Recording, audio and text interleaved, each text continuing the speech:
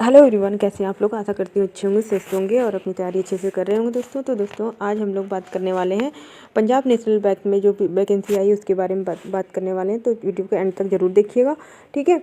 और वीडियो पर और चैनल पर नए हैं तो दोस्तों सब्सक्राइब ज़रूर कर लीजिएगा और जो है लाइक और शेयर वो आप लोग कर रहे हैं, है ना।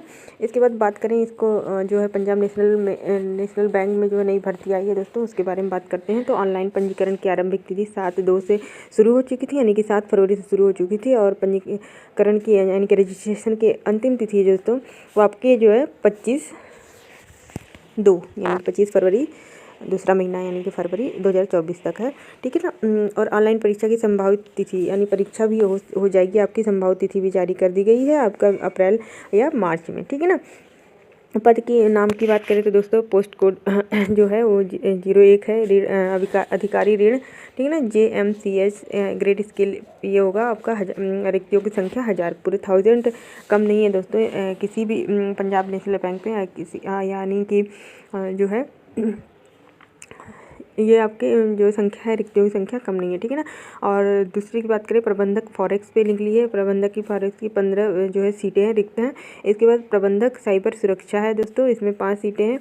और वरिष्ठ प्रबंधक साइबर सुरक्षा है, इसमें केवल 5 सीटें हैं। तो कुल मिलाकर दोस्तों 1025 जो है सीटें जो है रिक्त पदों पर भर्तियाँ निकली हुई हैं। और ये सुनहरा मौका है दोस्तों, इसको आप लोग मत छोड़िएगा। जितने भी एलिजिबल कैंडिडेट हैं वो लोग क्या कर सकते हैं, इसको आप लोग फॉर्म को फिल कर सकते हैं, ठीक है ना।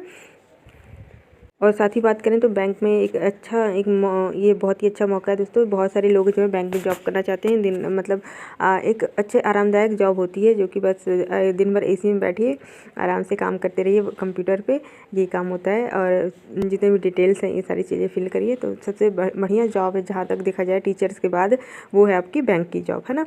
तो ये बहुत ही सुनहरा मौका है दोस्तों, इसको आप लोग बिल्कुल मत छोड़िएगा, ठीक है ना। ये और साथ ही बात करें तो देखिए इसमें आपको DA CCA और जो है HRA लीज पर आवास, ये सारी चीज़ें, छुट्टी, किराया, रियायत, चिकित्सा बीमा, सेवानिवृत्ति लाभ एवं अन्य अनुलाभ बैंक के नियम अनुसार जो है मिलते हैं। तो दोस्तों ये बहुत ही अच्छा मौका है दोस्तों, इसको आप लोग बिल्कुल मत छोड़िएगा, है ना। और जम के तैयारी करिए और जो है इस परीक्षा में आप लोग सफल होइए, है ना।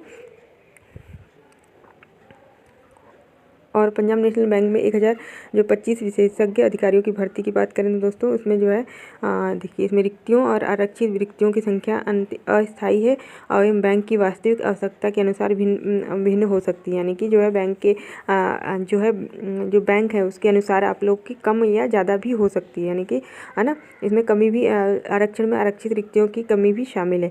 तो ध्यान दें कि प्रत्येक स्केल में भिन्न पदों के संबंध में आरक्षण बैंक द्वारा ही निर्धारित किया जाएगा। तो आप लोग जो दोस्तों आरक्षण की बात करेंगे आप वहाँ जाके तो जैसे आपने पेपर दिया और पेपर में पास हो गए तो आरक्षण की बात करेंगे, जैसे कि 2 कैंडिडेट एक ही उसमें हो गए, है ना। तो आरक्षण जो है वो बैंक ही निर्धारित करेगा। तो इसमें आप लोग जो है कुछ नहीं कर सकते हैं कि जो है आप अच्छे नंबर लाइए और बैंक में जॉब करने का सपना पूरा करिए, ठीक है ना। जो सभी पदों के लिए भारत में कहीं से भी सेवा प्रदान करने के इच्छुक अभ्यर्थी आवेदन कर सकते हैं। यानी कि पूरे ऑल इंडिया में से कहीं से भी आप लोग क्या है, ऑल इंडिया के लिए ये वैकेंसी है, कहीं से भी आप लोग आवेदन कर सकते हैं पंजाब नेशनल, ठीक है ना। और यहीं बात करें बेंचमार्क अक्षमता वाले व्यक्तियों की बात करें तो उनमें आपका आरक्षण दिया गया है, तो आप लोग देख सकते हैं ये पूरा, ठीक है। नागरिकता की बात करें दोस्तों, राष्ट्रीयता क्या हो जानी, वो भारत का नागरिक होना चाहिए, नेपाल का नागरिक हो, भूटान का नागरिक हो, या कोई तिब्बती शरणार्थी हो जो भारत में स्थायी रूप से बस रहा हो, यानी कि यहाँ पे रह रहा हो, सारे लोग फॉर्म फिल कर सकते हैं, ठीक है ना। ये सब चीज़ें देख लेंगे। और एज और शैक्षणिक योग्यता की बात करें दोस्तों, एलिजिबिलिटी की दोस्तों बात करें तो आपका न्यूनतम 21 साल होना चाहिए, 21 से 28 वर्ष होना चाहिए। यहाँ पे एज लिमिटेशन हो गई है दोस्तों, 21 से 28 वर्ष के जो युवा हैं, यंग युवा है, वही इस फॉर्म को फिल कर सकते हैं, ठीक है ना। और इसमें जो शैक्षणिक योग्यता की बात करें, शैक्षणिक योग्यता है Institute of Chartered Accountant of India से चार्टर्ड अकाउंटेंट CA किया होना चाहिए, है ना। या तो आपका Institute of Cost Accountants of India से cost management account CMA ICWA होना चाहिए, ठीक है ना। या फिर CFA संस्थान USA से चार्टर्ड वित्तीय विश्लेषक CFA होना चाहिए, है ना। तो ये सारी चीज़ें योग्यता शैक्षणिक योग्यता दी गई है, तो आप लोग इसको भी ध्यान से पढ़ लेंगे और इसी के अनुसार आप लोग फॉर्म फिल करेंगे, ठीक है ना।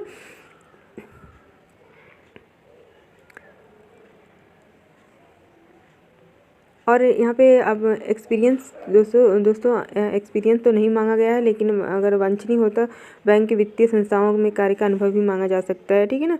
और इसके बाद प्रबंधन फॉरेक्स की बात करें तो इसमें न्यूनतम आयु 25 से यहाँ पे इसमें एज में थोड़ी सी जो है रिलेटिव बरती गई है।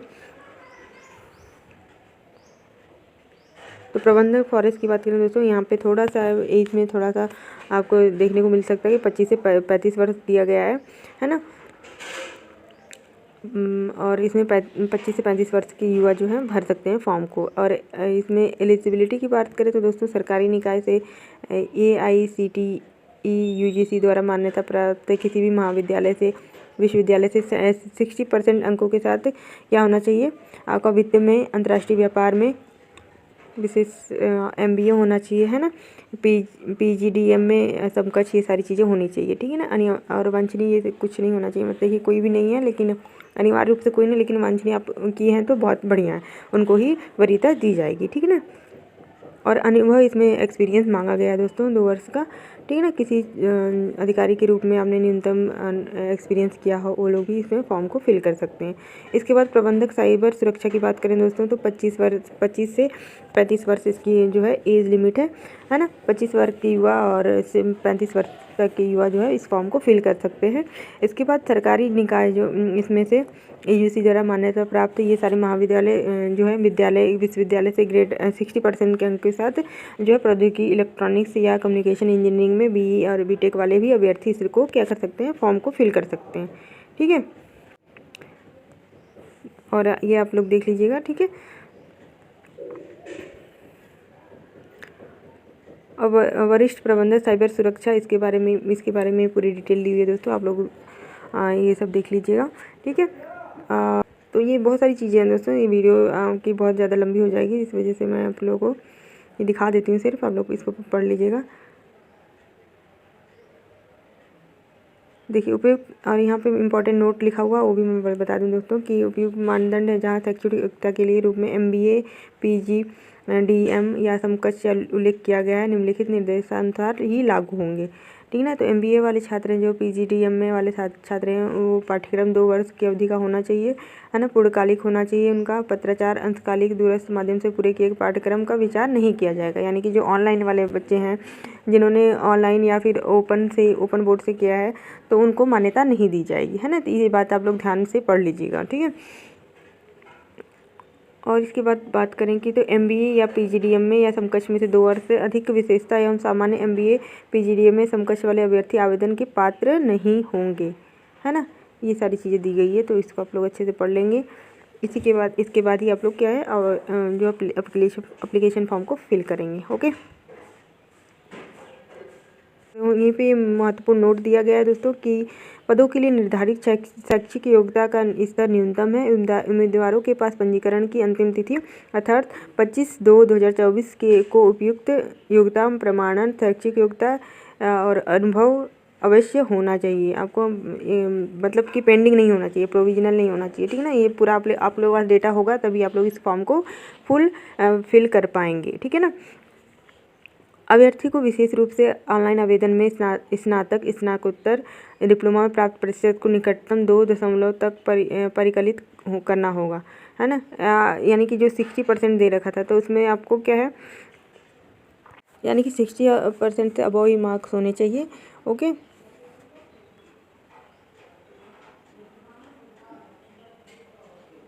जैसे अगर 59.99% मार्क्स होंगे तो 60 से कम माना जाएगा, इसमें आप लोगों को बाहर कर दिया जाएगा, आपको नहीं लिया जाएगा, ओके। ये सारी चीज़ें भी हैं, तो ये सारी डिटेल है दोस्तों, ये सब पढ़ लीजिएगा आप लोग। और यहीं पे आयु सीमा की बात करें तो 5 वर्ष छूट है SC/ST वालों को, और अन्य पिछड़ा वर्ग को 3 वर्ष की छूट। दिव्यांगजन को दोस्तों 10 वर्ष की छूट है। भूतपूर्व सैनिक हैं, कमीशन अधिकारी हैं, इनको 5 वर्ष की छूट मिल जाएगी, है ना। और जो 1984 के दंगों में प्रभावित व्यक्ति हैं, उनको 5 वर्ष की छूट है जो दी गई है, ठीक है ना। इसके बाद बात करें कि ये सारी चीज़ें यहाँ डिटेल्स है दोस्तों, ये सारी डिटेल्स आप लोग पढ़िएगा, इसके आधार पे ही आप लोग क्या फॉर्म को फिल करिएगा, ठीक है ना। और बात करें कि जो 1025 जो पद हैं दोस्तों, बहुत ही ज़्यादा मायने रखते हैं पद, है ना, क्योंकि ज़्यादातर जो रिक्तियाँ आती हैं वो लगभग केवल 100, 200, 400 इस पर ही ज़्यादा जो है इतना ही रिक्तियाँ रहती हैं। और इसके बाद बात करें कि चयन प्रक्रिया में बैंक के विवेकाधीन प्रत्येक पद के लिए प्राप्त आवेदनों की संख्या के आधार पर ऑनलाइन लिखित परीक्षा होगी, इसके बाद इंटरव्यू होगा, इसके बाद जो है व्यक्तिगत साक्षात्कार पर आधारित होगा, है ना। केवल व्यक्तिगत साक्षात्कार पर ही आधारित होने वाला है ये।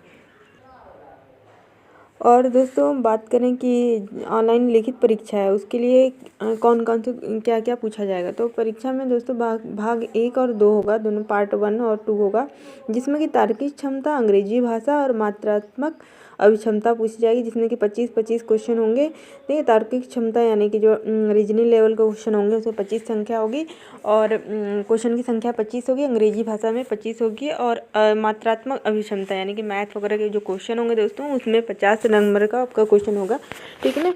और व्यावसायिक ज्ञान यानी कि जो आपको व्यावसायिक ज्ञान भी होना चाहिए ना, बिजनेस का ज्ञान भी होना चाहिए, और उसमें से आपके 50 नंबर पूछे जाएंगे, 50 और ये 100 ये 2 अंकों का होगा, ठीक है ना, 100 नंबर हो गए, ठीक है। तो 100 और जो टाइम बताएं, टाइम एग्जामिनेशन जो टाइमिंग होगी दोस्तों 120 मिनट की होगी। आपको लगभग कितने क्वेश्चन करने पड़ेंगे, देखिए 25-25, 50-50, 100, 150 जो है क्वेश्चन करने पड़ेंगे 120 मिनट में, है ना। तो इसी आधार पे आप लोग प्रैक्टिस भी करते रहिए, ठीक है वो दोस्तों। और एग्जामिनेशन सेंटर की बात करें दोस्तों, एग्जामिनेशन सेंटर है आंध्र प्रदेश में विजयवाड़ा, विजॉग बिहार, असम में डिब्रूगढ़, गुवाहाटी, जोरहाट, है ना, और सिलचर, बिहार में आरा, औरंगाबाद, भागलपुर, दरभंगा, गया, मुजफ्फरपुर, पटना, और जो है पूर्णिया भी होगा। छत्तीसगढ़ में बिलासपुर, रायपुर 2 सेंटर बने हैं। दिल्ली में नई दिल्ली, एनसीआर, गुजरात में अहमदाबाद, गांधीनगर, राजकोट, सूरत, वडोदरा, है ना। तो ये सारे सेंटर है, आप लोग इसको अच्छे से देख लेंगे, ओके। ऑनलाइन परीक्षा जो है देखिए त्रिपुरा, उत्तर प्रदेश में आपका बहुत सारे सेंटर देखने को मिल सकते हैं। आगरा, अलीगढ़, अयोध्या, बरेली, गाजियाबाद, गोरखपुर, झांसी, कानपुर, मेरठ, मुरादाबाद, मुजफ्फरनगर, नोएडा, प्रयागराज, ये सारी चीज़ें जो है। और उत्तराखंड की बात करें तो दोस्तों उत्तराखंड में देहरादून, हल्द्वानी, रुड़की, ये जो है आपका एग्जामिनेशन सेंटर बना हुआ है ना। तो सारी डिटेल जो है आपको इसमें देखने को मिल सकती है दोस्तों। आप लोग पूरा इसको PDF डाउनलोड करिए और अच्छे से जो है सारी डिटेल्स को देख के अपना फॉर्म फिल कर लीजिए। बेहतरीन मौका है आप लोग को इसमें जॉब पाने का, है ना। तो वीडियो को यहीं पे एंड करते हैं दोस्तों। और आवेदन शुल्क की बात कर लेते हैं दोस्तों। तो आवेदन शुल्क आपको पता ही है कि जो है 59 रुपीज़ लगने वाला है SC ST का, और अन्य श्रेणी का जो है 1850 रुपये लगने वाला है। तो इसमें कोई दो राय नहीं है ना। ये है पूरी जानकारी दोस्तों। एक ग्रेड पे भी देख लीजिएगा आप लोग, बॉन्ड राशि, इस थोड़ा मोटिवेट हो जाएगा आप लोग, ओके। तो वीडियो को यहीं पे एंड करते हैं दोस्तों।